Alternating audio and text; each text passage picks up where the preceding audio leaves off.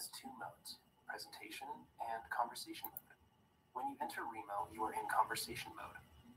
Here, you can interact with others on the conference floor. Hello, I'm going to wave because it looks like, according to that video, that we all should be waving hello and waving goodbye. We're a very friendly group at Tech Manitoba. And I do want to wave because, you know what? I just saw a little hello from Alphonse, and it feels like there's so many of you that I miss seeing, and it's been a couple years. So please do make the most of jumping from table to table when you see people that you want to chat with. And I look forward to doing the same following Scott's presentation. So I am the Director of Member Engagement. I'm really happy that you have all come to attend 4 levels of websites presented by Modern Earth. I'd like to do the land acknowledgement, and in the spirit of reconciliation, I'd like to acknowledge that we're gathered on ancestral lands on Treaty 1 territory. This is the original lands of Anishinaabe, Cree, Oji-Cree, Dakota, and Dene peoples, and on the homeland of the Red River Métis Nation. I also want to recognize our sponsors. As you probably all know, Tech Manitoba is a member-based organization, and we have a lot of extraordinary community-minded members who have acted as sponsors, and they include MITT, DXC Technology, the Government of Canada, and the Province of Manitoba. And a special shout out to our Tech Mashup sponsor, which is NTT Data, who has had an unwavering commitment to their clients for over 30 years. They help clients incorporate cutting-edge technologies and develop innovative solutions by leveraging the aggregated strength of NTT Data worldwide. And yeah, Tim is here. I noticed that Tim is here. So if you happen to sit at a table with Tim, please thank him, because today wouldn't be possible without generosity of members like him.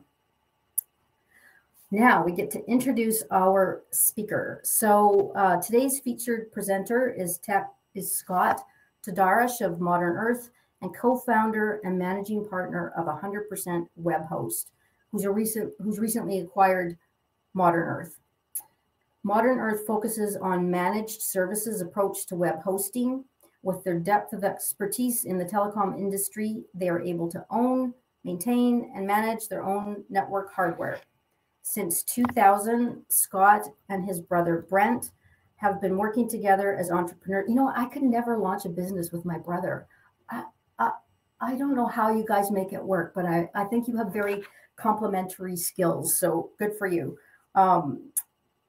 Anyways, that your organization has specialties in software development, technical architecture, and all aspects of telecommunications. Today, Scott is here to guide you through how to set parameters to website projects, the 4 levels of websites, and how to choose the level suitable to the organization's needs. And please take note of this, because we wanted to make sure that we always, in these lunch and learns, we provide as much value as we possibly can. And thanks to Scott and his team, they've graciously offered the Kindle edition of the 4 levels of a website book for free for today only. So if you're interested in getting the book, there's a window of just today to go pick it up for free. And so take advantage of that offer. We encourage you at any time during the presentation to submit questions. You can see on the right-hand side, there's a Q&A icon up at the top of your page. You can uptick questions too. If there's a question that shows up that somebody else had posted and you really like it, then feel free to just make it rise to the top, and we'll make sure that those are the questions that you get to.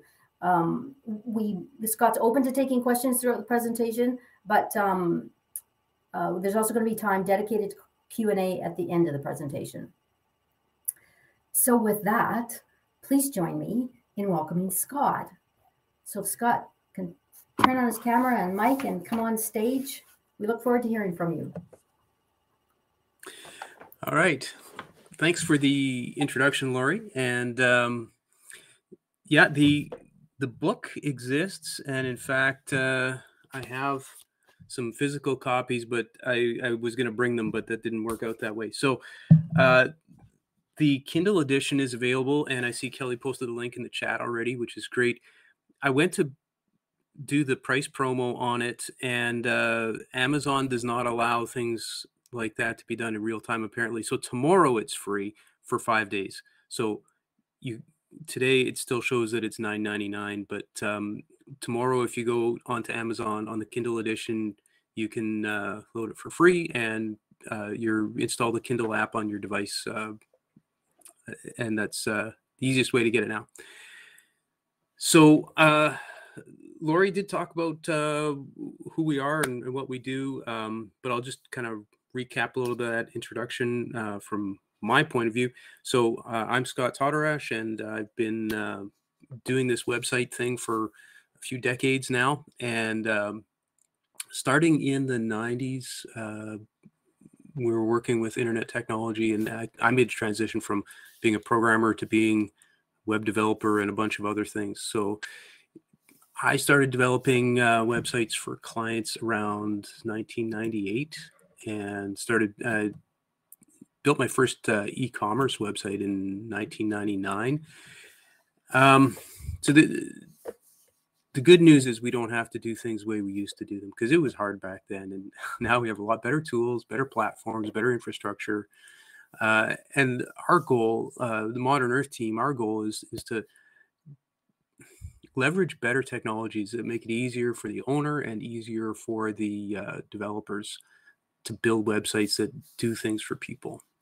So, and as I'm doing this, I'll apologize, because I'm going to be looking back and forth. My slides are over here. I'm going to remember to share my slides for you so you can see that. There you go. So the I have a screen over here, and I have my camera over here, and I have another screen over here. So if I'm my eyes are darting around, my apologies. But anyway, so the 4 levels of websites. This is really based on questions that I've been answering for the last 20 years, and the questions in a lot of cases are really the same. People say to me, "Hey, how much does it cost to get a website?" Well, it depends, and if you have, you can buy at any price you want. It's the same as buying a car. You can buy a cheap car, an expensive car, or anything else. You know, there's no real upper limit theoretically, but the question is, what do you need in your scenario, in your business? So you should spend the least amount you can get away with, but not less, and that's kind of inspired by Einstein quote: "Make things as simple as possible, but not any simpler." And there is a minimum level where if you don't spend the right amount on it, you don't get anything for it, or you don't get anything worthwhile. So we're going to kind of go through how to figure that out and how to look at it. How do you fund your website? We used to spend a lot of money on marketing through things like Yellow Pages, and if you were running a business in the 90s, like I was, even my technology business, we spent lots of money every month on the Yellow Pages ads. You'd be spending hundreds or thousands of dollars per month on this. So we don't do that anymore, but we got to move that into a different medium. So the website. A lot of businesses are now spending hundreds or thousands per month on online ads or online content development on their website. But that's only one part of it. So marketing is one thing that happens with your website, but there's also administration and infrastructure. And there's a little bit of a kind of a blurry line between administration and infrastructure, the way that I present it here maybe. But the idea that you can use your sorry, just adjusting my notes here as I go. So some sites are designed to bring in new customers, but not all websites are designed to bring in new customers. I've talked to people who say, "Hey, I've got enough customers, I'm fine." but they can actually do something different with their website. So some sites are designed to reduce the burden, the administrative burden, by having customers do things like fill out a form on your website, submit documents, or even just answer their own questions on your website. Some sites are designed to make employees more efficient by giving them online tools to do their jobs. So if you have workers that are out in the field or working from home or whatever, if those employees need certain resources to be able to do their jobs, they can download them from the corporate website, or they can have online calculators or estimators, that, you know, that kind of a thing. They could be in a customer's premise doing a job estimation and use the tools from their own online presence. And when you do it that way, they can be really company specific, you know, instead of just trying to find some other online calculator that you can use. So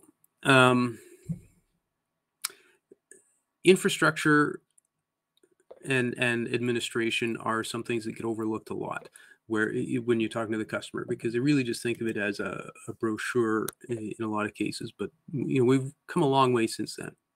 But I will talk about the marketing, and marketing is not free. You know, like I talked about before, we used to do a lot of money on Yellow Pages ads or radio ads or different things that everybody did.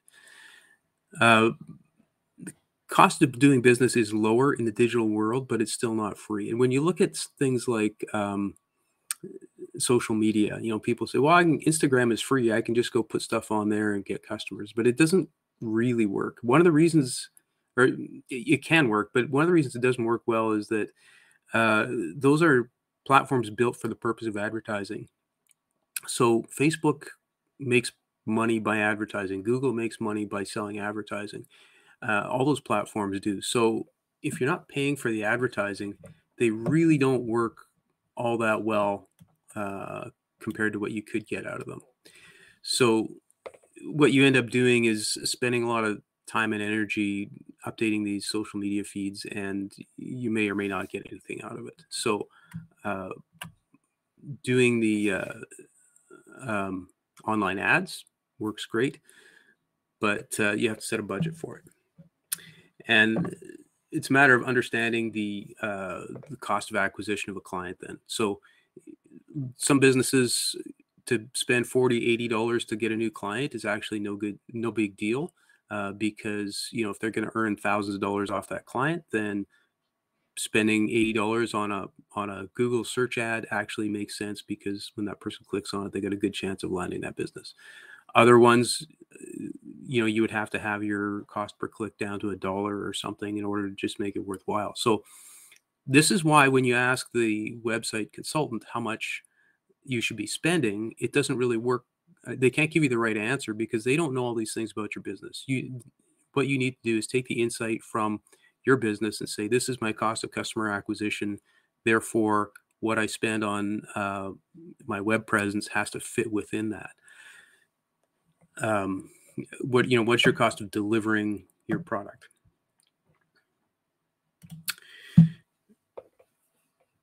So the administration part of it is another part where it can actually save you some money.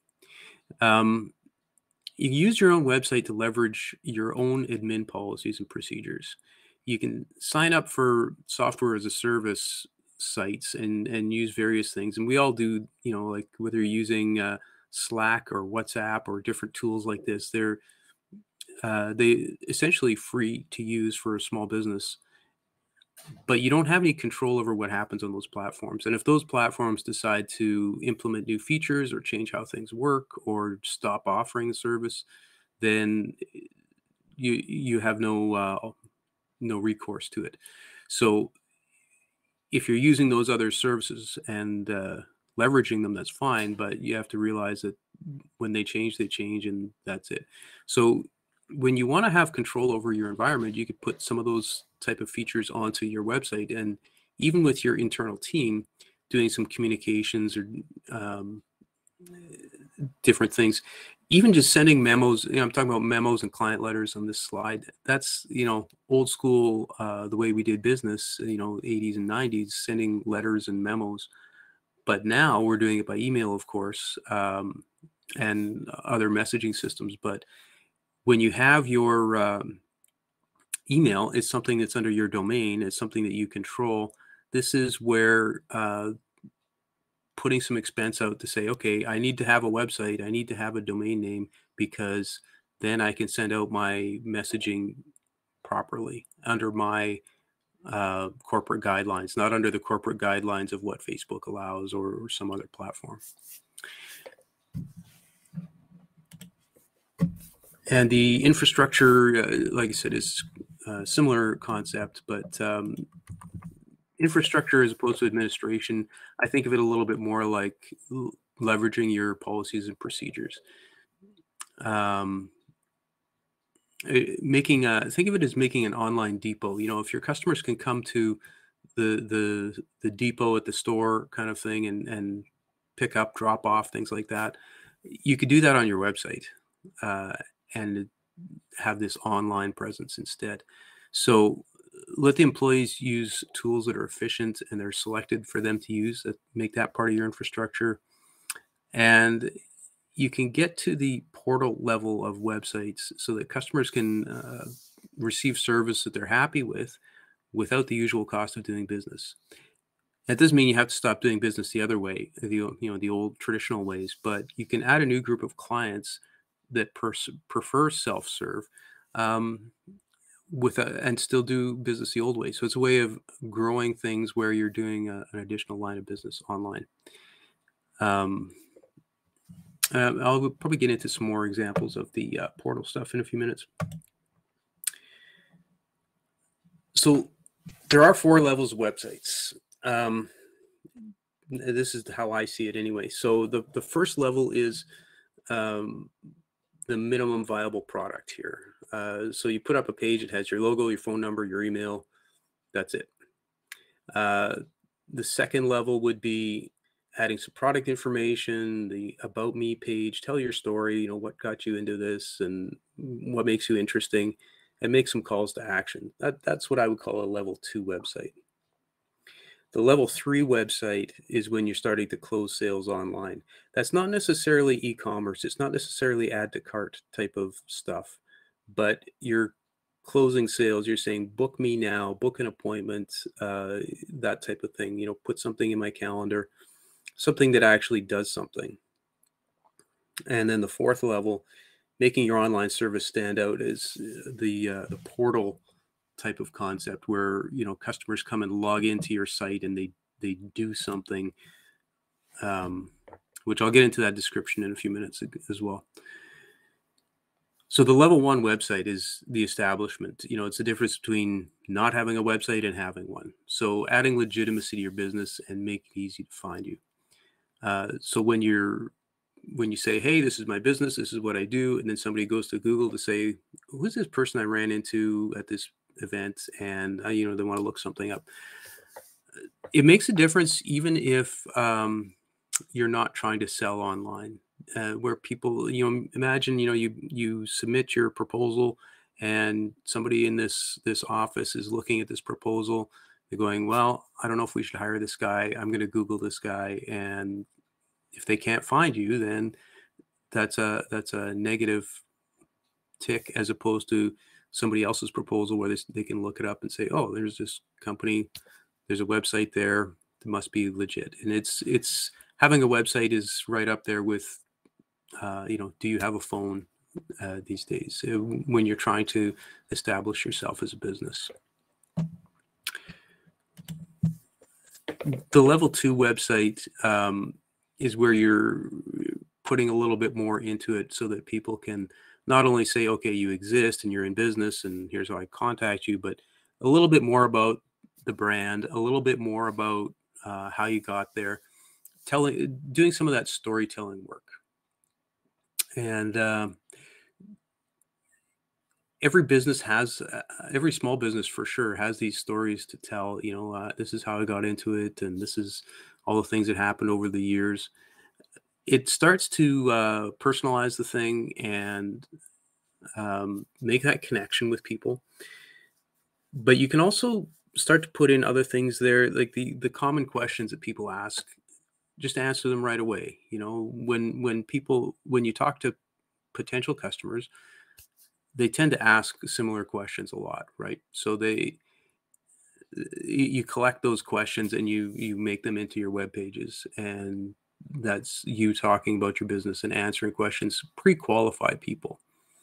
So you start building your brand and building your message, and by the time you talk to somebody, they already have some information, so you can get deeper questions faster. And when somebody looks at it, they're going to have a little bit more confidence to say, oh, this looks like a pretty legit company here, or it's a bigger company. They got more information. Just building yourselves out before you get to the level 3.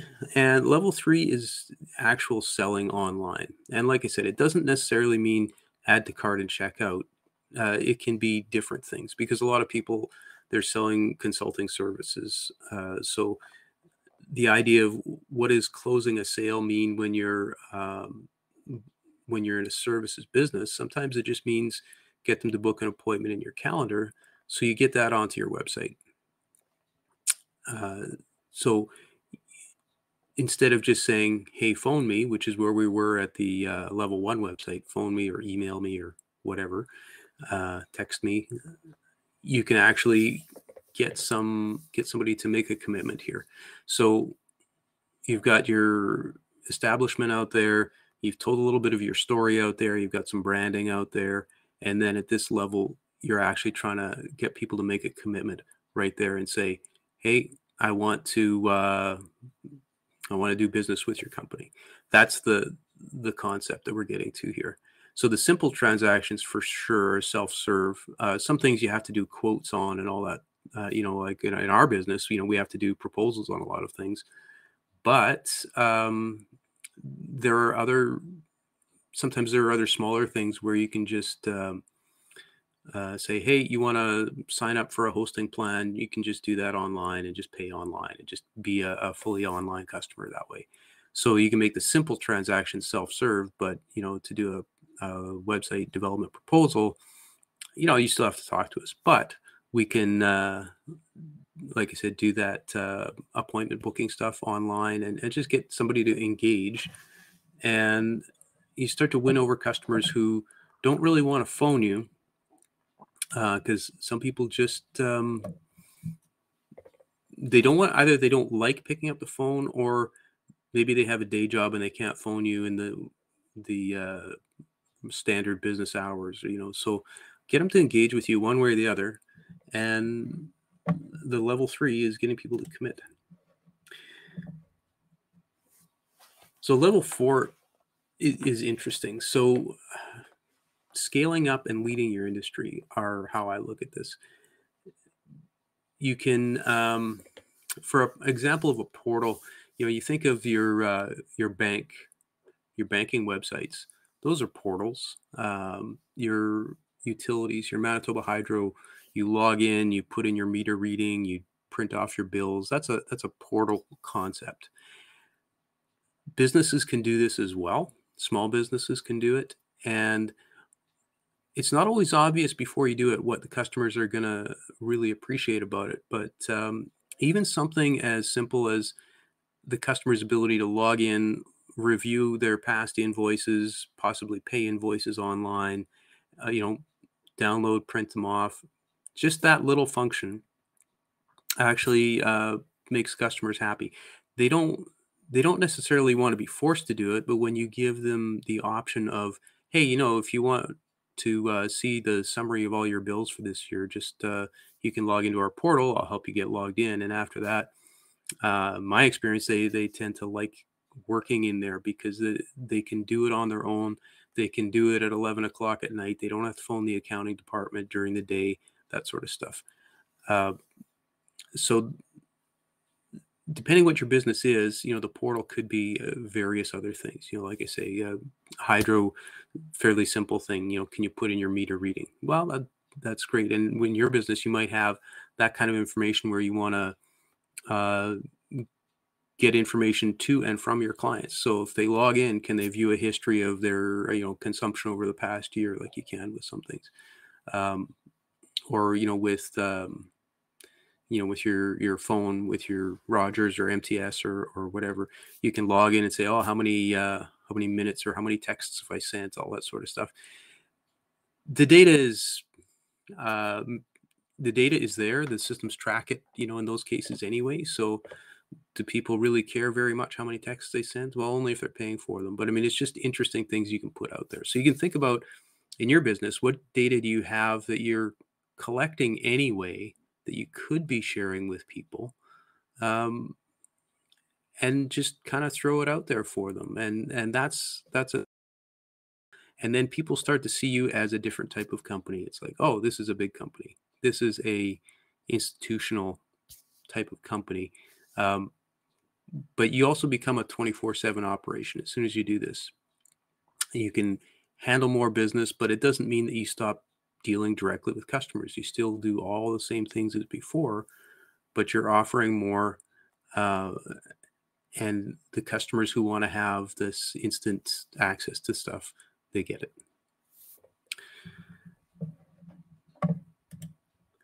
So the main thing about this whole exercise is, what's your return on investment? So in the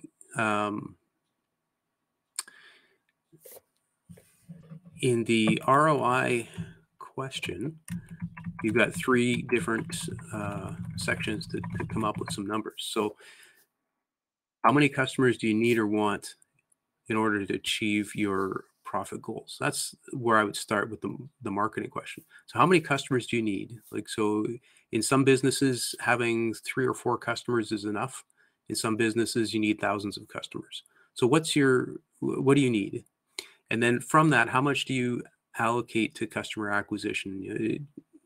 Do you allocate $100 per client to acquire them and it's worthwhile, or you really can't afford to spend that much per client based on what the product you're selling is? And that's based on, what is your lifetime value of a customer, right? So if your customer is going to pay you $10,000 a year, well, you can decide how much of that $10,000 to spend on acquiring the customer.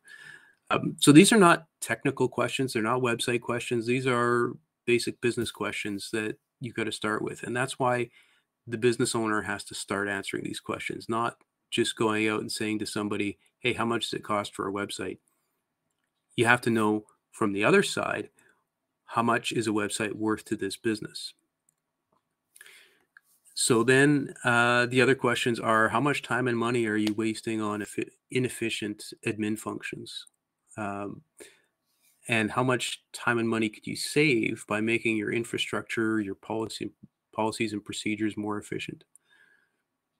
So that's at least 3 perspectives you got to start off with and figure out, okay, if my staff didn't have to do X all the time, then you can look at it either way. You could say, well, I could lay somebody off, which none of us want to do, but we could say, oh, we could do extra work then and make more money. So we could handle more customers if we made this work more efficient. Because sometimes you look at a process and you say, well, I'd love to have more customers, but then I'm going to have to hire more staff. But then you look at it and go, well, actually, if this part of the process was this much more efficient, my current staffing levels, I could handle double the number of clients. That's the kind of stuff that you can do with your website if you think through your business processes. And again, the consultant doesn't necessarily have the ability to do that. But as a business owner, you got to identify these places where there's potential for savings. And, in addition to, where your marketing budget is going to go, what's your admin budget, what's your infrastructure budget, what's going to happen to those things. And the other question is, how much money is actually available at this point? Where, how are you going to fund this project? And that's where you start to plan it out in stages. So this level 1, 2, 3, 4 websites, there's nothing wrong with starting with level 1 and saying, look, I got $500 for my web budget right now, and that's it. You might say, oh, well, if I spent 50,000, then I could have all these other things. But I mean, you gotta approach it from the right point of view. And it's not always about the size of the business. I mean, there's some very large businesses that really don't go to a level 4 website. The one that I think of often is the auto dealerships. They don't have portals for customers generally because they're actually pushing the customer relationship to the dealerships, not to the car companies. So they've got enough money that of course they could build themselves a portal for their customers, but they don't want to. It's not part of the mandate. It's not how their business works. So again, it comes back to the business. How does the business operate? What can the business afford, and what should the business do? So with those perspectives, I would say to any business, start looking at all these things on your own, and then let's have a conversation about it, and we can actually figure out, what's the roadmap to get you from A to B to C to D, and do you want to go to D, or do you want to go to B, or where does your online presence belong? So that's I think that's my last slide there. So I have a link up on the slide here on the screen, 100percentweb.ca/4levels, and there's a link to the book there. There's also a link in the chat directly to Amazon that will get you to the same place. Tomorrow you can have the book for free, not today. I blame Amazon for that. So that's about it. I have a couple of team members in the room here. I know Paul Schmidt is floating around here, so he's able to talk to you guys about any of this stuff. And Rod, I believe, is here still as well. So Rod and Paul, if you want, maybe just put your contact info in the chat as well, so that people can reach out to you. But I'll take questions, and let me just look over in the chat and see. I can read them out for you if you like. Sure. That was awesome. Thank you, because I think that is a question so many people have about what does a website cost, and I think that was a really great overview of how you can kind of land on that decision and make it actually work for your business. And it is interesting how we've all become so hesitant to actually pick up the phone and call people. So I think that's right, is having some basic information on your website is invaluable. So one of the questions that came in is, are you a fan of pop-ups and chat bots? And are chat bots worth the expense, in your opinion?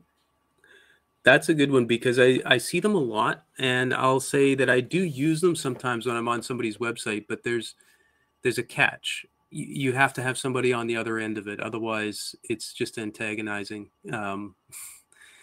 And maybe that's kind of an obvious thing, but sometimes you go to a website and it says, click here to chat, and you click there and you type in a question, and either nothing happens, or it'll give you a message saying, hey, there's nobody here. Email us instead. So they're a good way to engage with people, because people are really used to texting each other at this point in time. I mean, it doesn't have to be explained to people, but have somebody on the other end.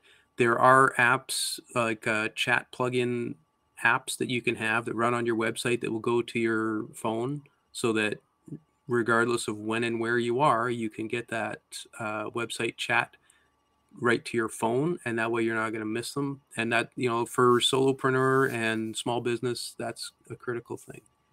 Mm-hmm. So your question also said, are they worth the expense? They're not necessarily expensive. There are a number of ways to do it, but actually I have seen some that offer a free service. So then it's a matter of the only expense is doing the setup, or having somebody set it up. But I would say they're worthwhile as long as you're committed to responding. Yeah, excellent.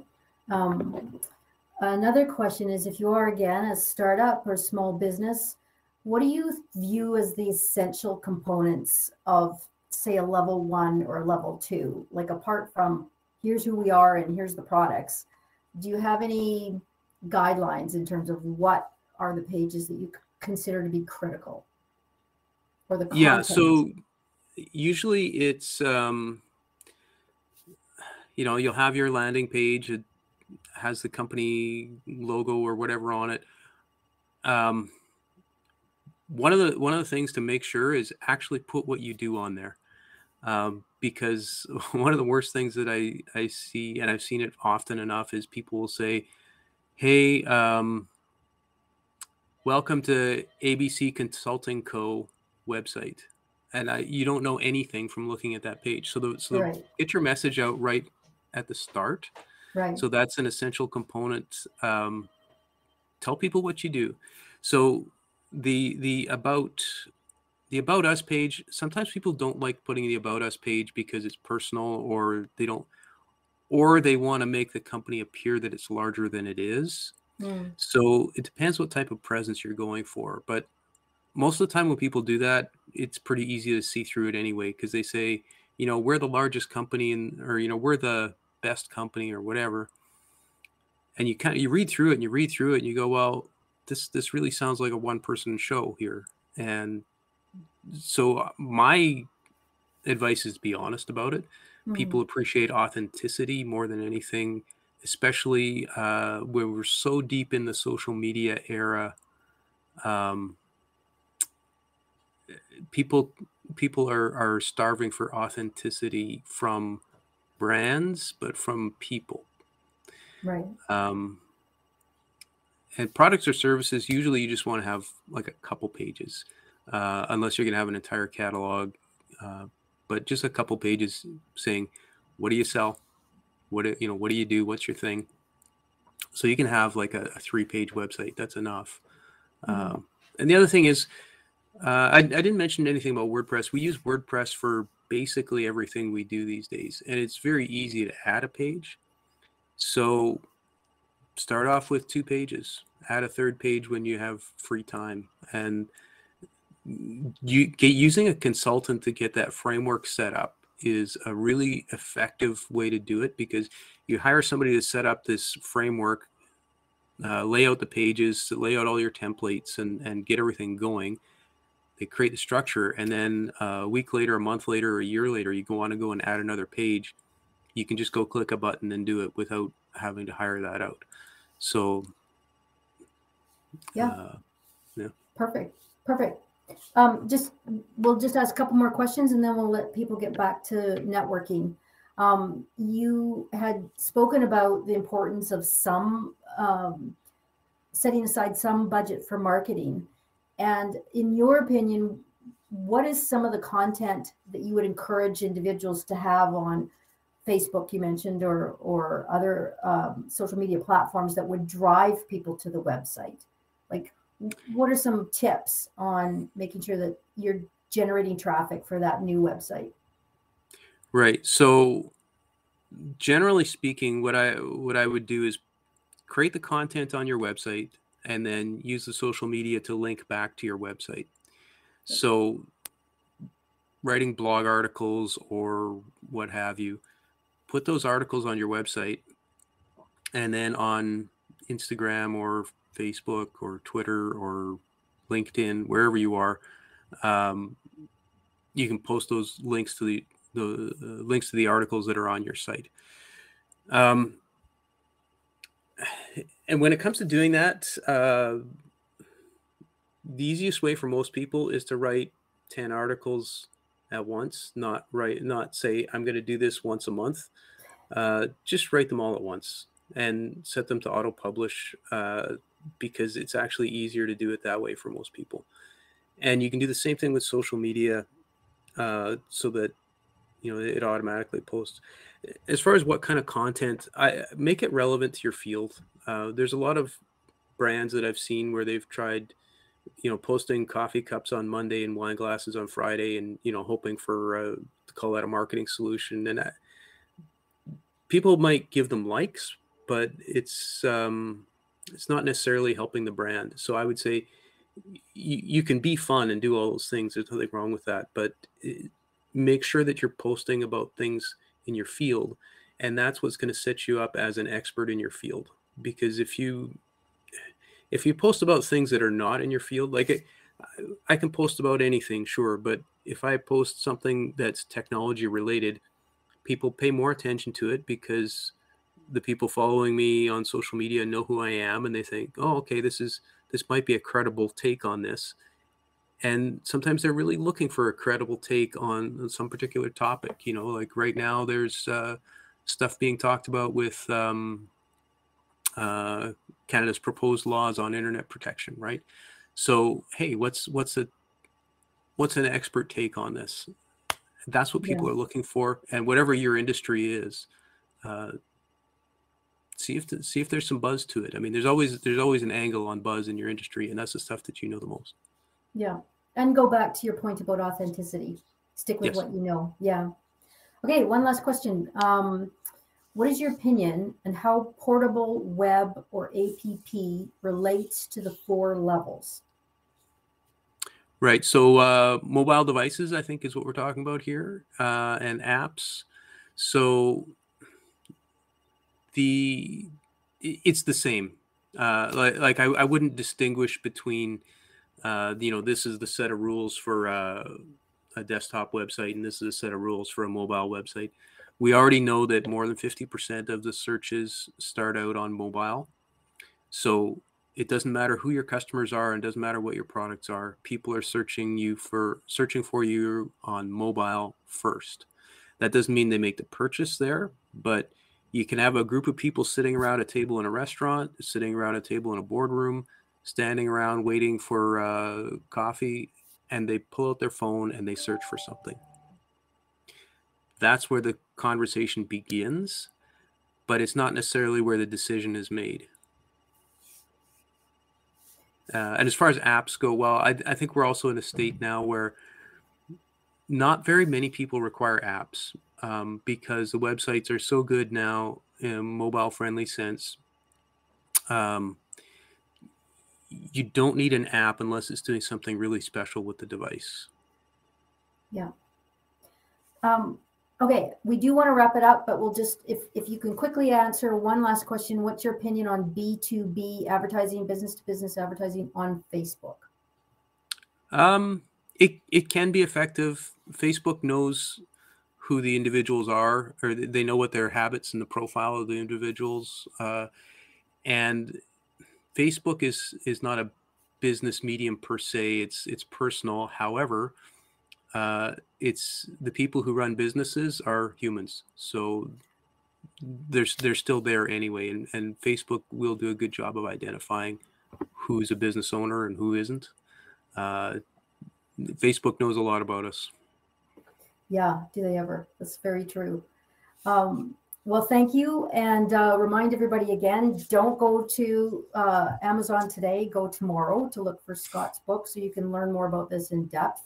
And I just, before we jump off presentation view and send you back to the tables to chat and visit with each other, I just want to remind you of some upcoming events. I am really jazzed about the Disrupted conference that is taking place next Thursday. It's about diversity, equity, and inclusivity, but it's really our focus really is about accessing diverse talent pools, because tech talent is such an issue with all of our members. So this particular conference is going to be talking about how do you tap into some really great different segments that may be overlooked with tech talent.